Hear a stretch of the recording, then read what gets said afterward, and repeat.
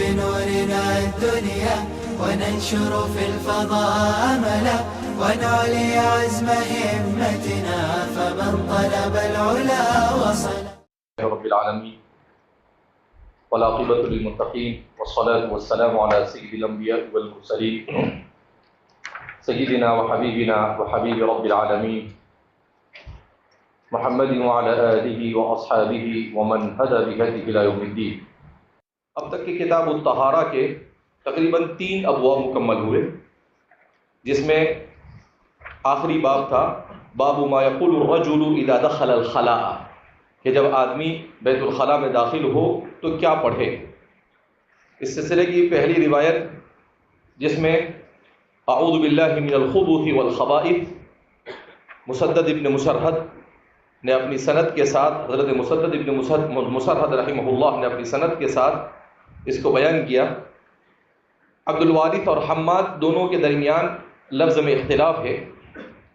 حماد کہتے ہیں اللہم انی اعوذ بک من الخبث والخبائث، اور عبد الوارث کہتے ہیں اعوذ باللہ من الخبث والخبائث، اعوذ باللہ من الخبث والخبائث. تو فرماتے ہیں کہ مسدد کے 2 استاد ہیں، ایک ہے حماد ابن زید اور دوسرے ہیں عبد الوارث. تو حماد اور عبد الوارث ان دونوں نے الفاظ میں اختلاف کیا. امام ابو داؤد نے ان دونوں کی طرف اشارہ کیا کہ الفاظ میں کس طرح سے اختلاف ہے. کہ حماد والے الفاظ میں اللہ کے رسول صلی اللہ علیہ وسلم سے اللہم انی اعوذ بک من الخبث والخبائث، اور مشہور یہی ہوا. اور جس سے عبد الوارث نے بیان کیا، انہوں نے بیان کیا اعوذ باللہ من الخبث والخبائث، کہ میں پناہ میں آتا ہوں الخبث والخبائث سے، اللہ کی پناہ میں آتا ہوں خبیث جناتوں سے اور ان کی حرکتوں سے. الخبث والخبائث، خبیث جناتوں سے اور ان کی حرکتوں سے. العود کے معنی عربی زبان کے اندر میں آتے ہیں الالتجاء، کسی کی طرف لپکنا، کسی کی پناہ میں جانا. اصل میں عربی زبان کے اندر میں جیسے اعوذ باللہ میں ہم پڑھتے ہیں تو اس کے اصل معنی بیان کیے گئے ہیں کہ اعوذ کے کیا معنی ہیں. تو کہتے ہیں کہ عربی زبان کے اندر میں ایک لفظ مشہور ہے اطیب اللحم عوذہ، اطیب اللحم عوذہ، کا سب سے بہترین گوشت تو وہ ہوتا ہے جو ہڈی کے ساتھ چمٹا ہوا ہو. ہمارے زمانے کے اندر میں زیادہ مشہور کیا ہو گیا ہے؟ بون لیس. بون لیس کا مطلب کیا ہے؟ لحم لیس فیہ عظم، اس کو کہتے ہیں بون لیس.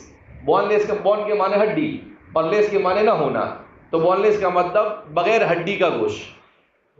لیکن عربی زبان کے اندر میں اللہ کے رسول صلی اللہ علیہ وسلم کی عادت شریفہ بھی تھی اطیب اللحم عوذہ، کہ اب بہترین لذیذ گوشت اگر آپ کو کھانا ہے تو آپ ہڈی والا گوشت کھاؤ. کہا یہ تو ایسے ہی آپ کھائیں گے تو آپ کو اس کا مزہ، کہا کہ ہڈی ہے ایسا آدمی کھینچے تو اس کو پتہ چلتا ہے کہ ہاں شیر کھا رہا ہے گوشت. تو اطیب اللحم عوذہ، اب وہ جو گوشت ہے اس کو عوذ کیوں کہتے ہیں؟ اس لیے کہ وہ چمٹا ہوا ہے ہڈی کے ساتھ. کہ ایسے ہی بندہ جب اللہ سے پناہ مانگتا ہے تو گویا کہ وہ اللہ سے چمٹ جاتا ہے اور اللہ سے کہتا ہے اے اللہ بچا لینا مجھے شیطان سے، اے اللہ بچا لینا مجھے شیطان سے، خبث والخبائث سے بچا لے، میں نہیں بچ سکتا ہوں. تو اپنی عاجزی اور ضعف کا اظہار کرتا ہے اور اللہ رب العزت سے پناہ مانگتے ہیں. اسی لیے اللہ کے رسول صلی اللہ علیہ وسلم نے ارشاد فرمایا کہ اگر کوئی آدمی دعا پڑھ کر جاتا ہے بیت الخلاء کے اندر میں تو وہ شیطان کی حرکتوں سے محفوظ ہوتا ہے، اور جو آدمی بغیر دعا پڑھے ہوئے جاتا ہے تو شیطان کی حرکتوں سے محفوظ نہیں رہتا ہے. شیطان کی حرکتوں سے محفوظ نہیں، کیا مطلب؟ شیطان بڑا بدماش ہے. تو فرماتے ہیں کہ وہ اس کے سطر غلیظ سے کھیلتا ہے، وہ اس کے سطر غلیظ سے کیا کرتا ہے؟ کھیلتا ہے. فرمایا اس لیے کہا کہ آدمی کو اہتمام کے ساتھ دعا کیا کرنی چاہیے؟ پڑھنی چاہیے. اللہ کے رسول صلی اللہ علیہ وسلم نے اہتمام کے ساتھ ان دعاؤں کا اہتمام کیا ہے. خبث الخبائث، الخبائث الخبث جو ہے خا اور با کے ضمے کے ساتھ، یہ خبیث کی جمع ہے، اور الخبائث یہ خبیثتن کی جمع ہے۔ خبث یہ خبیث کی جمع ہے فعیل کے وزن پر، اور خبائث یہ خبیثتن کی جمع ہے۔ اس اعتبار سے فرماتے ہیں کہ خبث اور خبائث سے پناہ مانگی کا مطلب مرد شیطان سے اور مؤنث شیطان سے، مذکر اور مؤنث شیطان دونوں قسم کے شیطان سے گویا کہ پناہ مانگی جا رہی ہے۔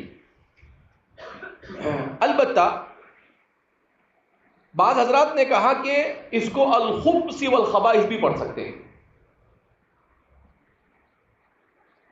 اور جب اس کو خبث پڑھا جائے گا من الخبث والخبائث، تو خبث کو جب با کے سکون کے ساتھ پڑھا جائے گا تو یہ خلاف الطیبی، طیب کا اپوزیشن، طیب کی ضد۔ طیب کے معنی اچھا، وَكُلُوا مِنَ الطَّيِّبَاتِ مَا رَزَقْنَاكُمْ، اور خبیث کے معنی برا۔ طیب بہت اچھا اور خبیث بہت برا۔ تو فرماتے ہیں کہ اگر اس کو خبث پڑھتے ہیں تو اس کا مطلب آتا ہے الفعل من الفجور ونحوه، غلط حرکت، انتہائی غلط قسم کی اور انتہائی بیکار قسم کی حرکت اور برے کام کے اوپر اس کا اطلاق ہوتا ہے۔ اور الخبائث کا اطلاق ہوگا الافعال المذمومہ والخصائل الرذیلہ، وہی میں نے کہا نا حرکت کہ بری حرکتیں، کہا کہ خاص طور پر انسان جب جا رہا ہے تو ان دونوں چیزوں سے اسی لیے پناہ مانگی کہ یا تو مذکر اور مؤنث شیاطین سے پناہ مانگی، یا پناہ مانگی گئی شیاطین سے، چاہے وہ مذکر اور مؤنث ہو، اور اس کی غلط حرکتوں سے پناہ مانگی گئی۔ اللہ کے رسول صلی اللہ علیہ وسلم نے اس کا اہتمام کیا، اور اسی لیے فرماتے ہیں کہ اللہ کے رسول صلی اللہ علیہ وسلم جب قضاء حاجت سے فارغ ہو کر باہر نکلتے تھے تو کیا کہتے تھے؟ غفران، استغفار پڑھتے تھے۔ کیا پڑھتے تھے؟ استغفار پڑھتے تھے کہ بھائی چلو دعا پڑھ کے گئے، چلو بچ گئے، اے اللہ تو نے بچایا، تیرا شکر ہے۔ تو بڑی جامعیت ان دعاؤں میں۔ وہ بھی قال حدثنا، وہ بھی کہے تو اس کا مطلب کیا ہے؟ وہ بالسند المتصل منی الى الامام ابی داؤد، وبه قال حدثنا عمرو بن مرزوق، عمرو بن مرزوق الباہلی، یہ بھی ثقہ راوی ہے، 224 میں ان کا انتقال ہوا۔ امام احمد نے بھی ان کی ثقاہت کی ہے، ابن معین نے بھی، اور ابو حاتم نے بھی، ابن سعد نے بھی، سلیمان ابن حرب نے بھی، القواریری نے بھی، یحیی القطان نے بھی، ابو الولید نے، ابن المدینی نے، علی ابن المدینی نے۔ البتہ حضرت علی ابن المدینی سے ایک بات یہ بھی منقول ہے کہ ادرکوا حدیث العمرین، کہ دو عمر کی حدیث بیان مت کرو، عمر ابن حکام اور عمر ابن مرزوق۔ لیکن عام طور پر دار قطنی وغیرہ نے بھی ان کو صدوق کثیر الوہم کہا، کہ تھے تو صدوق مگر ان کو وہم بہت ہو جاتا تھا۔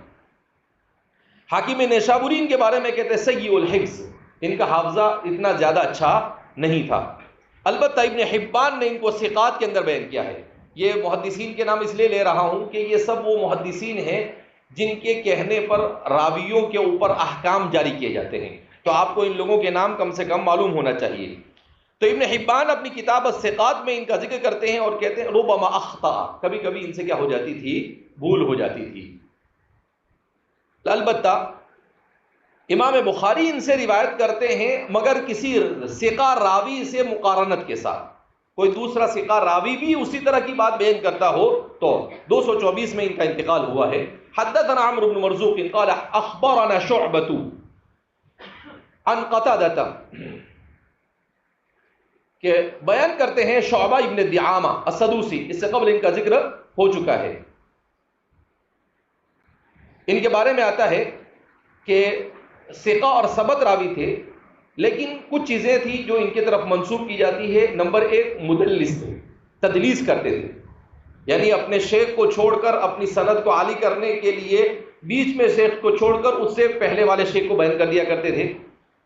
نمبر دو، ورمی بالقدر، اور بعض حضرات نے ان کو تقدیر کے انکار کرنے والا بھی کہا ہے، ان پر الزام ہے۔ رومیہ کہا جاوے اس کا مطلب ان پر الزام لگایا گیا ہے، اس کا مطلب ثابت نہیں ہے۔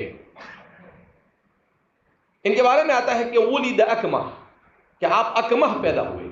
اکمہ کے معنی آتے ہیں ضریر البصر، ایک تو ہے اعمى یعنی بالکل ایک دم اندھا، بالکل نظر نہ آئے، اور اکمہ کے معنی آتے ہیں دکھتا ہے مگر ہلکا ہلکا دکھتا ہے، بہت اچھا، ایک دم اچھا بھی نہیں دکھتا ہے اور بالکل نہیں دکھتا، ایسا بھی نہیں، لیکن اس کے باوجود بہرحال ان کا شمار کبار محدثین کے اندر میں ہوتا ہے۔ 117 کے اندر میں ان کا انتقال ہوا۔ عن النضر بن انس، وہ روایت کرتے ہیں نضر بن انس بن مالک الانصاری رضی اللہ تعالیٰ عنہ سے۔ النضر بن انس ابن مالک الانصاری، ابو مالک ان کی کنیت ہے البصری، حضرت انس بن مالک کے صاحبزادے ہیں، ثقہ راوی ہے۔ سن ہجری 100 کے بعد ان کے انتقال ہوا، مگر کب ہوا کہا وہ معلوم نہیں۔ مات سنۃ بضع ومئۃ، 100 کے بعد 2 میں 3 میں 5 میں 7 میں کبھی بھی ہو سکتا ہے۔ عن زید بن ارقم، وہ روایت کرتے ہیں صحابی رسول حضرت زید بن ارقم رضی اللہ تعالیٰ عنہ، ان کا نام ہے زید ابن ارقم ابن زید الانصاری الخزرجی، زید ابن ارقم ابن زید ابن قیس الانصاری، زید ابن ارقم ابن زید ابن قیس الانصاری الخزرجی۔ نبی کریم صلی اللہ علیہ وسلم کے ساتھ آپ نے تقریباً 17 جنگوں میں شرکت کی۔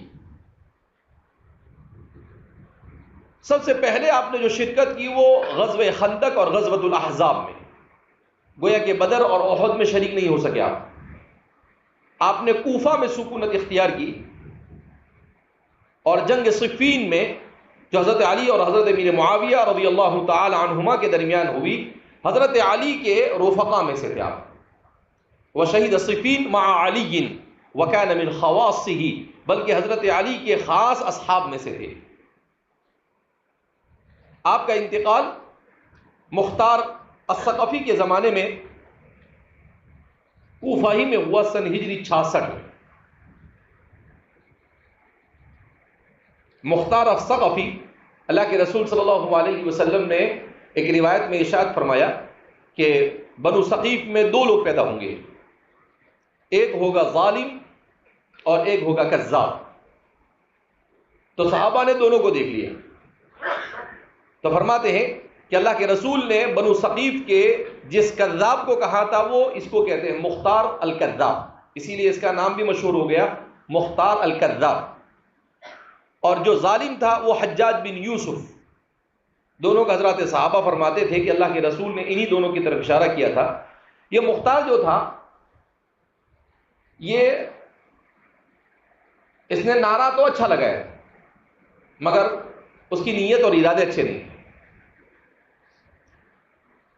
حضرت حسین رضی اللہ تعالیٰ عنہ کے قاتلین سے انتقام کے لیے کھڑا ہوا۔ کربلا میں حضرت حسین رضی اللہ تعالیٰ عنہ کو عبداللہ ابن زیاد اور اس کے جس لشکر نے آپ کو شہید کیا تھا، اس لشکر کو اس کے مقابلے میں کھڑا ہوا، گویا کہ اس کا شمار شیعان علی میں ہوتا تھا، مگر اس کی نیت تھی خلیفہ بننے کی۔ اس کی نیت کیا تھی؟ خلیفہ بننے کی۔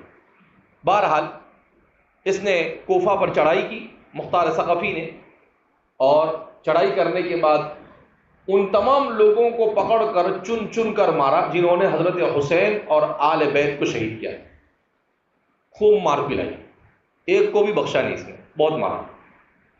روایتوں میں یہاں تک کیا آتا ہے کہ اللہ رب العزت نے قاتلان حسین کو دنیا ہی کے اندر میں بدلہ دے دیا۔ ایک تو مارے گئے مختار کے ہاتھوں، اور پھر کہتے ہیں کہ ان کو مارنے کے بعد ان کی لاشوں کو ایک جگہ پر اکٹھا کیا مختار نے عبرت کے طور پر۔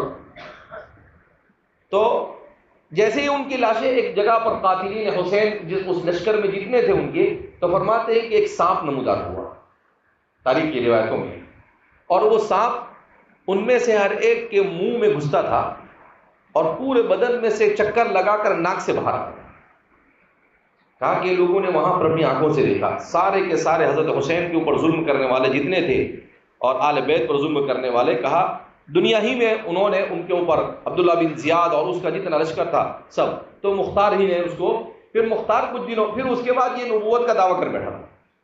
تو پھر حضرت عبداللہ بن زبیر نے اس کو مار پلائی اچھے سے. مسلم بن زبیر نے اس کو کیا کیا تھا؟ قتل کیا تھا. بعد میں یہ مارا گیا تھا. تو اسی لیے اس کا اصل میں مجھے اس لیے یاد آیا، اس لیے کہ تاریخ سے مجھے پہلے سے مناسبت ہے. سب سے پہلے جس فن سے مجھے مناسبت پیدا ہوئی وہ کون سا فن تھا؟ فن تاریخ. سب سے پہلے میں نے جو کتاب پڑھی تھی وہ کتاب تھی تاریخ فرشتہ، یہ سمجھ کر کہ یہ فرشتے کی تاریخ ہے. میں حفظ پڑھتا تھا تو مطالعے کا شوق پیدا ہو گیا تھا والد صاحب کی برکت سے. تو میں نے کہا چلو کوئی اچھی کتاب منگا کر پڑھے. تو وہ اب 7-8 سال کی عمر تھی. کہیں پر میں نے پڑھا تاریخ فرشتہ، تو میں نے بولا چلو فرشتے کی تاریخ ہوگی، ہم نے منگا لی. تو وہ منگائے تو 2 جلدوں کے اندر میں آئی. تو مصنف کا نام تھا اسماعیل فرشتہ اور تاریخ تھی ہندوستان کی. تاریخ کس کی تھی؟ ہندوستان. اب آئی تو کیا کرتا ہے، بولا پڑھ ڈالو اس کو. تو میں نے وہ پوری تاریخ پڑھ ڈالی. بڑی اچھی تاریخ لکھی ہے اسماعیل فرشتہ نے. تو سب سے پہلی کتاب وہ پڑھی تھی. اس کے بعد تاریخ سے مناسبت پیدا ہوئی. اس کے بعد سیرت ابن ہشام پڑھی تھی، اردو میں اس کا ترجمہ ہوا تھا حفظ کے زمانے میں. پھر اس کے بعد کتابیں پر پڑھتا رہا. تو ابتدائی طور پر تاریخ، اس لیے تاریخ کی چیزیں مجھے بہت اچھی طرح سے کیا ہوتی ہے، یاد ہوتی ہے الحمدللہ. تو مختار الثقفی کے زمانے کے اندر ان کا تذکر آیا، اس لیے میں نے کہا کہ حضرت عبداللہ بن زبیر نے بہرحال اس کو مارا. یہ چونکہ جھوٹا اور کذاب تھا، اس وجہ سے کچھ سالوں تک کہ اس نے کوفہ اور عراق اور اس کے اطراف اور اکناف کے اندر میں حکومت کی. اور پھر حضرت عبداللہ بن زبیر کے لشکر کے ہاتھوں یہ مارا گیا اور اپنے انجام کو پہنچا. تو حضرت زید ابن ارقم رضی اللہ تعالیٰ عنہ سے روایت ہے، ان هذه الحشوش محتضرة فإذا أتى أحدكم الخلاء فليقل أعوذ بالله من الخبث والخبائث. آپ صلی اللہ علیہ وسلم نے کہا کہ یہ حشوش، کیا مطلب اس کا؟ حشوش کا مطلب الکنف و مواضع قضاء الحاجہ، وہ جگہ جہاں پر قضاء حاجت کی جائے. یعنی ہمارے زمانے میں دورات المیاں. عربی زبان دنیا کی سب سے بہترین اور دلچسپ زبان، ما احلاہا وما اغلاہا، بہترین زبان، اپنی پسندیدہ زبان. تو عربی زبان جیسے جیسے ٹوائلٹ اپڈیٹ ہوتے گئے نام بدلتے گئے. ٹوائلٹ جیسے جیسے اپڈیٹ ہوتے گئے نام بدلتے گئے. پہلے کہتے تھے الخلا، اس لیے کہ لوگ جنگلوں میں جا کر کیا کرتے تھے، قضاء حاجت کرتے تھے. تو اس وقت اس کا نام تھا الخلا. ہمارے اردو والوں نے وہیں سے اٹھایا اور اس کو مضاف بنا دیا بیت کو، کا بیت الخلا، تنہائی کا گھر، یعنی تنہائی کا ٹھکانہ. کیونکہ وہاں اکیلا ہوتا نا آدمی، دو چار تھوڑی بیٹھتے ساتھ میں، تو اس لیے اس کو بیت الخلا کہتے. اور دیکھو چیزوں کے نام سے بھی زبان کے اچھے اور برے ہونے کا پتہ چلتا ہے. ہندی میں کیا بولتے ہیں معلوم؟ شوچالیہ. شوچالیہ معنی ہو مکان یتفکر فیہ الانسان، لا سوچنے کی جگہ نہیں ہے وہ. لیکن دیکھو اس کو کہتے ہیں زبان سڑی ہوئی. یہ کوئی بات ہے، ارے دوسرا کچھ نام رکھتے تو بولے شوچالیہ. شوچالیہ کیا؟ والشعراء يتبعهم الغاوون ألم تر أنهم في كل واد يهيمون. تو اردو میں اس کو شوچالیہ کہتے، کیا کہتے ہیں ہندی میں، اردو میں اس کو بیت الخلا کہتے. تو یہ بیت الخلا کو پہلی جو صورت تھی الخلا وہاں سے لائے. لیکن یہاں پر خلا کے معنی تنہائی کے نہیں، یہاں پر خلا کے معنی فضا، کھلی فضا اور میدان کے. پھر اس کے بعد اپڈیٹ ہوا ٹوائلٹ سسٹم. تو کیا ہوا کہ گھروں کے اندر میں ٹب بنائے جانے لگے اور اس میں ایک آدمی قضاء حاجت کرتا تھا. پھر جب وہ بھر جاتا تھا تو بھنگی اٹھا کر اس کو پھینک کے آتا تھا دور. تو اس وقت پھر اس کا نام کیا رکھا جانے لگا؟ المرحاض. کیا جانے لگا؟ المرحاض، ضاد سے. اس لیے کہ ٹب کو کہتے ہیں اور وہ ٹب بھر کر اس کو پھینک دیا جاتا تھا، اس لیے اس کو مرحاض کہا جانے لگا.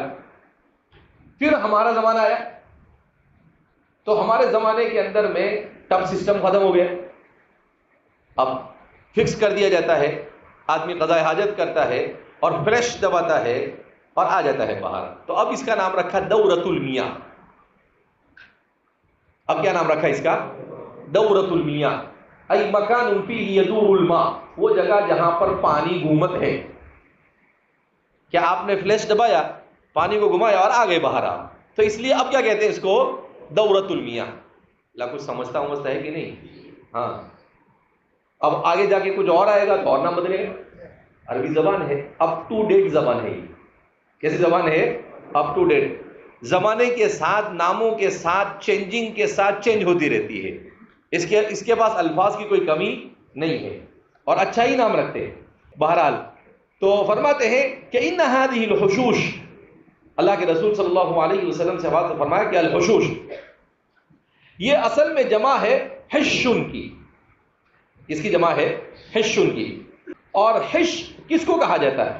کہ ایسی جگہ جہاں پر کھجور کے درخت گھنے طور پر لگے ہوئے ہو، گھنے انداز میں، یعنی پردہ ہو جائے.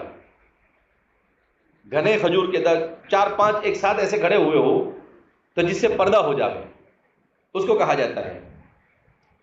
ابن رسلان نے لکھا ہے کہ اصل میں الحش پہلے زمانے میں استعمال ہوتا تھا البستان کے لیے، باغ کے لیے، مگر پھر گھنی جگہ کے لیے، گھنے درختوں والی جگہ کے لیے اس کا استعمال ہونے لگا. کیونکہ عام طور پر اللہ کے رسول صلی اللہ علیہ وسلم نے اسی کی طرف اشارہ کیا کہ اللہ کے رسول کی تعلیمات کے بعد اب لوگ قضاء حاجت کے لیے گھنے درختوں والی جگہ کو تلاش کرنے لگے. تو آپ صلی اللہ علیہ وسلم نے اس کا نام دیا خلا سے، غائط سے نکل کر کیا نام دے دیا اس کا؟ الحشوش نام دیا. کیا نام دیا اس کا؟ الحشوش. تو فرماتے ہیں کہ گھروں کے اندر میں بیت الخلا اور اس طرح کی چیزوں کو بنائے جانے سے پہلے لوگ قضاء حاجت اسلام کی تعلیمات کے بعد گھنے درختوں کے بیچ میں کر لیا کرتے تھے. اس وجہ سے اللہ کے رسول صلی اللہ علیہ وسلم نے اس لفظ کو انتخاب کیا کہ ان هذه الحشوش، یہ قضاء حاجت کے لیے گھنے درختوں والی جو جگہیں ہیں، محتضرات، یہاں پر شیاطین حاضر ہیں، ناپاک قسم کے شیاطین اور خبث اور خبائث کیا ہوتے ہیں؟ حاضر رہتے ہیں، موجود ہوتے ہیں وہاں پر. فَإِذَا أَتَى أَحَدُكُمْ الْخَلَاءَ، جب تم میں سے کوئی خلا میں آئے، فَلْيَقُلْ بیت الخلا میں آئے تو وہ کہے اعوذ باللہ من الخبث والخبائث. یعنی حضور نے الخبث والخبائث پڑھنے کی وجہ بیان کی کہ یہاں پر کیوں خبث والخبائث کہا جاتا ہے. کہا جنات دو طرح کے ہوتے ہیں، ایک تو وہ جنات ہوتے ہیں جو خبیث الفطرت ہوتے ہیں، تو ایسے جنات گندی جگہوں پر قیام کرتے ہیں، اور دوسرے وہ جنات ہوتے ہیں جو طیب الفطرہ ہوتے ہیں، اچھی فطرت والے ہوتے ہیں، تو وہ مساجد اور اس طرح کی جگہوں کے اوپر کیا کرتے ہیں؟ قیام کرتے ہیں. اب آدمی وہاں پر جا رہا ہے، آدمی کو کہیں تکلیف نہ پہنچائے، کوئی نقصان نہ پہنچائے، انجان یا جان میں، دیکھتے ہوئے نہ دیکھتے ہوئے، محسوس کرتے ہوئے نہ محسوس کرتے ہوئے. تو کہا آدمی اپنے کو پروٹیکٹڈ کر جائے، اپنے کو محفوظ کر حصار کر جاوے. یہ دعا پڑھ لے تو اللہ ان کی تمام شرارتوں سے کیا کرتا ہے؟ محفوظ رکھتا ہے. تو فرمایا فَلْيَقُلْ أَعُوذُ بِاللَّهِ مِنَ الْخُبُثِ وَالْخَبَائِثِ، تو اسے چاہیے کہ وہ پڑھے اعوذ باللہ من الخبث والخبائث.